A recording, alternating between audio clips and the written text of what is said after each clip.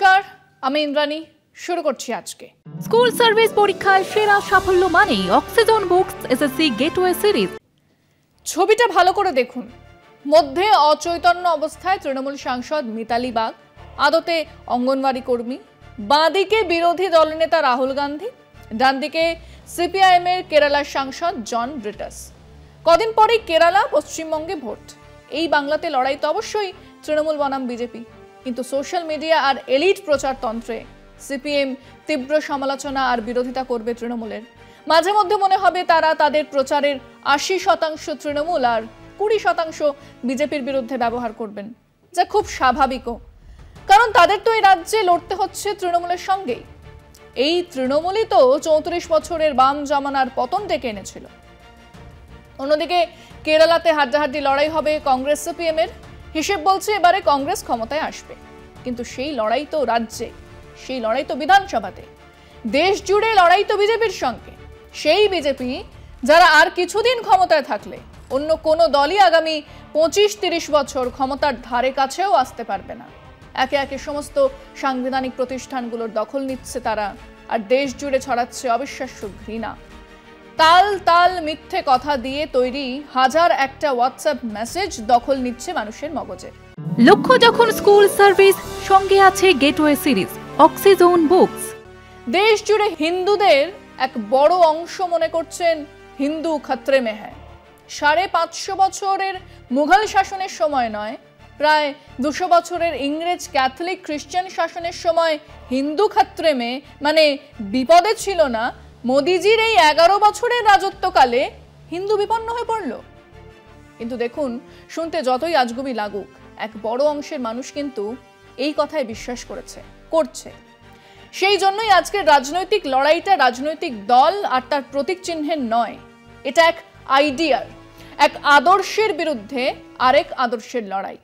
সেটাই আমাদের বিষয় আজকে। ইন্ডিয়া জোট, বাঁদিকে কংগ্রেস, ডান দিকে সিপিএম, আর মধ্যে সর্বভারতীয় স্তরে বিরোধী ঐক্যের বিরল মুহূর্ত। রাজধানীর বুকে তৈরি হওয়া সেই বিরল মুহূর্তের সাক্ষী সংবাদ মাধ্যমের সৌজন্যে গোটা দেশবাসী। বিহার থেকে শুরু হওয়া বিশেষ ভোটার তালিকা সংশোধন বা এসআইআর অভিযানকে ঘিরে দেশব্যাপী বিতর্ক আগেই শুরু হয়েছিল। লোকসভার বিরোধী দলনেতা সেই বিতর্কের আবহে রাজ্যে রাজ্যে ভোট চুরি করে বিজেপি জয়ী হয়েছে বলে সাংবাদিক সম্মেলনে তোপ দাগেন। নির্বাচন কমিশনের সূত্রে পাওয়া নথি হাজির করে এসআইআর বাতিল করার দাবিতে সরব হন। একইভাবে তৃণমূল, সমাজবাদী পার্টি সহ বাম দলগুলিও কমিশনের বিরুদ্ধে সংশোধনের নামে বৈধ ভোটারের নাম বাদ দেওয়ার অভিযোগ তোলে। সংশোধনী অভিযান বিহারের পর বাংলা, তামিলনাড়ু, কেরল ও অসমে হওয়ার কথা। এসআইআর বাতিলের আর্জি জানিয়ে সুপ্রিম কোর্টে মামলা শুরু হয়েছে। সংসদের চলতি বাদল অধিবেশনে বিরোধী ইন্ডিয়া ঐক্যবদ্ধভাবে বিতর্কিত তালিকা সংশোধনী অভিযান বিরোধিতায় সরব হয়। এই প্রেক্ষাপটে সোমবার ইন্ডিয়ার ডাকে নির্বাচন সদন অভিযান হয়। রাজ্যসভা এবং লোকসভা মিলিয়ে বিরোধী শিবিরে ৩০০ সদস্য অংশ নেয়। কংগ্রেসের রাহুল গান্ধী, প্রিয়াঙ্কা গান্ধীর পাশাপাশি সমাজবাদী পার্টির অখিলেশ যাদব, তৃণমূলের মহুয়া মৈত্র, ডেরেক ওব্রায়েন, মিতালি বাগ প্রমুখ অভিযানে সক্রিয় ভূমিকা নেন। পুলিশ বিক্ষোভকারীদের বাধা দেয়। ঘটনায় আহত হন তৃণমূলের সাংসদ। মিতালি বাগকে সহায়তা করতে এগিয়ে আসেন বিরোধী দলনেতা রাহুল গান্ধী। একই সঙ্গে তৎপর হতে দেখা গিয়েছে সিপিএম এর জন ব্রিটাসকে। এক ফ্রেমে তৃণমূল, কংগ্রেস এবং সিপিএম, এমন বিরল দৃশ্য দেখা গেল। শুধু তাই নয়, ইন্ডিয়া থেকে দূরে সরে যাওয়া আপও ছিল এই সামিল হওয়া বিরোধী কর্মসূচিতে। নির্বাচন কমিশনের বিশেষ সংশোধনী অভিযান বিরোধীদের যেভাবে এককাট্টা করেছে তা কতদিন টিকে থাকে সেটাই দেখার।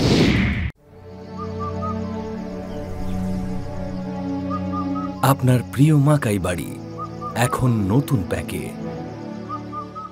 ছবিগুলোকে একটু বোঝার চেষ্টা করুন। দলের মাঝারি কর্মী নয়, নতুন সাংসদও নয়, অখিলেশ যাদব নিজে পুলিশের ব্যারিকেড পেরিয়ে লাফ দিলেন।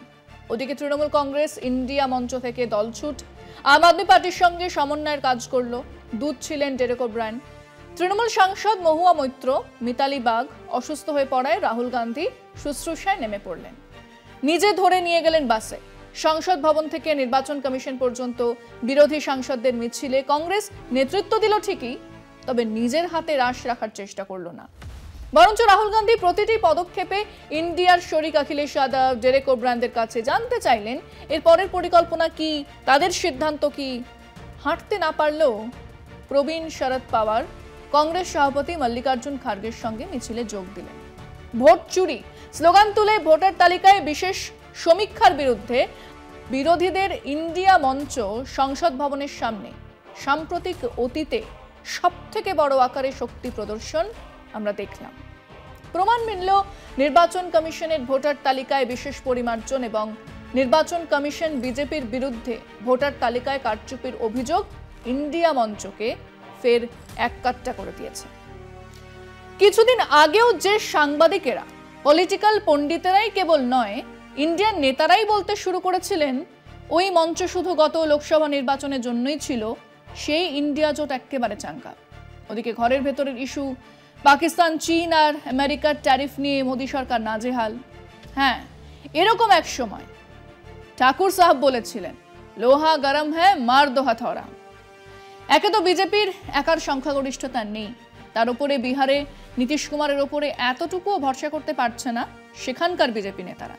কাজেই বিহারে হারলে মূলত সেই রাজ্যের দল জেডিইউ নেতারা, সাংসদেরা কোন দিকে যাবেন কেউ জানে না। কাজেই এক ক্যাচ 22 সিচুয়েশনের মধ্যে আছে বিজেপি। ওদিকে 75 তো এসেই গেল, মোদিজি তো বয়স আটকাতে পারবেন না। কাজেই রাজ্যের ভেতরের যাবতীয় ঝগড়া আর দোষারোপকে সরিয়ে জাতীয় রাজনীতিতে এক শক্তিশালী বিরোধী লবির গড়ে ওঠাটা খুব জরুরি ছিল। আমরা গতকাল তার ছবি দেখতে পেলাম। আমরা আমাদের দর্শকদের জিজ্ঞেস করেছিলাম যে দিল্লিতে নির্বাচন কমিশনের ভোটার লিস্ট সমীক্ষার বিরুদ্ধে বিরোধী দলের আন্দোলনের অনেক দিন পরে আবার একই সঙ্গে তৃণমূল, কংগ্রেস, সমাজবাদী দল, সিপিএম, আম আদমি পার্টি ইত্যাদিকে একসঙ্গে দেখা গেল। এই জোট কি সত্যি সত্যি গড়ে উঠবে বলে মনে হয়? শুনুন মানুষজন কি বলে। নেক্সটে যে লোকসভা কিংবা এই আমাদের রাজ্যে যে ভোটটা আছে বিধানসভায়, এসব ভোটের জন্য জোট হওয়ার সম্ভাবনা এবং ঐক্য থাকার সম্ভাবনা সবচেয়ে বেশি। গণতন্ত্রকে বাঁচাতে বিরোধীরা যে জোটটা তৈরি করছে ইন্ডিয়ান জোট, এরা জোটটা থাকা খুব দরকার। এই জোটটা অবশ্যই হবে, আর এই ইন্ডি জোটই পারে একমাত্র বিজেপিকে প্রতিহত করতে। বিজেপি যেভাবে মানুষকে মিথ্যার পর মিথ্যা প্রতিশ্রুতি দিয়ে যাচ্ছে, যেভাবে সাধারণ মানুষের উপরে অত্যাচার চালাচ্ছে, আমরা মনে করি এই জোট হওয়া খুব দরকার। এটা সব মানুষের স্বার্থে বা মানুষের উপকারের জন্যই এই আন্দোলনটা করা হয়েছে। যে ইস্যুটা খুব জ্বলন্ত একটা ইস্যু, এই ইস্যুটাকে যদি এরা সবাই নিঃস্বার্থভাবে মনে করে যে দেশের স্বার্থের পক্ষে এটা একটা ইস্যু, তাহলে অবশ্যই এই জোটটাকে আমাদের সমর্থন করা উচিত। ভারতবর্ষের কেন্দ্র সরকারকে যে মানুষের দুর্ভাগ্যজনক যে আইনগুলো নিয়ে আসছে, সেই আইনগুলোকে হেলিয়ে দেওয়া সম্ভব, তার জন্যই এই জোট সমর্থন। এই জোট কি সত্যি মানুষের কাজ করার জন্য জোট করেছে? ক্ষমতায় থাকার একটা চিন্তা ভাবনা নিয়ে জোট, মানুষের আয়বাস ছাড়া আর কিছু মনে হয় না। এই জোট ফোট ও ধুলোর মতো উড়ে যাবে। এটা রাজনীতি, একটা প্রতিহিংসা চলছে, এটা বেশি দিনের জন্য নয়। ভারতবর্ষের এই যে আগেকার যে ডকুমেন্টস ছিল তাতেই তো ওরা মন্ত্রী হয়েছে, তো আমাদের যদি সেই ডকুমেন্টস বাদ যায় তো ওরা মন্ত্রীও বাদ যাবে। যেসব নেতৃত্ব যারা এগিয়ে আসছে, বিশেষ করে তৃণমূল কংগ্রেস সহ আর অন্যান্য দলকে, তাদের অসংখ্য ধন্যবাদ জানাই। যেভাবে আপনারা অত্যাচার করছে বিজেপিরা, তাদেরকে রোখার জন্য জোট অবশ্যই দরকার আছে। যথেষ্ট আশাবাদী আমরা যে এই জোট টিকবে এবং তা দীর্ঘায়িত হবে। জনগণের পাশে তারা দাঁড়াবে এবং জনগণকে রাজনৈতিক এবং কনস্টিটিউশনাল যে অধিকার, সেই অধিকার থেকে তাদেরকে বঞ্চিত হওয়া থেকে তারা মুক্তি দেবে। মানুষের উপর যে, ভারতবর্ষের মানুষের উপর যে জুলুম চলছে অন্যায়ভাবে, সেই বিরুদ্ধে সমস্ত পার্টির সমস্ত নেতৃত্বরা, জনপ্রতিনিধিরা এক জায়গায় হয়ে এর বিরুদ্ধে প্রতিবাদ জানাচ্ছে। এটাই হচ্ছে মানুষের বন্ধন শুরু হয়েছে বিজেপি সরকারের বিরুদ্ধে। এই বন্ধনটাকে আগামী দিনে রাজনৈতিক দলের বন্ধন হতে আরও সহজ হবে। প্রতিবার ভোটের আগেই তো এই জোট হলো, পরক্ষণেই আবার দেখা যাচ্ছে ভোটের 2-1 দিন আগে এর থেকে বেরিয়ে গেল, ওর থেকে বেরিয়ে গেল। এবং এটা জোট যদি হয় আগামীতে, মানে যে বিজেপি যদি পতন হয়, ভারতবর্ষের মুক্তি হবে। বিহারে যে ডিভোটার করলো এবং বিভিন্ন রাজ্যে যে হুমকিটা দিচ্ছে, এটার জন্য সমস্ত রাজনৈতিক দলের মানে কমন একটা ইন্টারেস্ট, এই জন্য একসঙ্গে আন্দোলন করা উচিত এর বিরুদ্ধে। সমস্ত ভারতবাসীকে যেমন সঠিক সুবিচার দিতে পারে, তার জন্য আজকের দিনে বা আগামী যে দিনগুলো ছিল, সব দলগত একই জায়গায় আছে ইন্ডিয়ান জোট। ভোটার কার্ডে যদি বাংলা লেখা থাকে তো সেটি বাংলাদেশি বলে গণ্য করছে, সেগুলোও আমাদের খেয়াল করতে হবে। কিন্তু জোট হলে আমাদের খুব ভালো হবে। বাংলাদেশকে বাংলাদেশ অজুহাত দিয়ে যেভাবে অত্যাচার করছে, দেখা যাচ্ছে একটা শিশুকে দিল্লি রাজপথে পিড়াচ্ছে বাঙালি বলে, এর বিরুদ্ধে একটা জাতীয় ঐক্য আগামী দিনে আরও মজবুতভাবে গড়ে উঠবে। এই জোটের লড়াইটা একটাই হচ্ছে, সেটা হচ্ছে বিজেপিকে শেষ করা, বিজেপির প্রতি লড়াই করা একসাথে জোট হয়ে।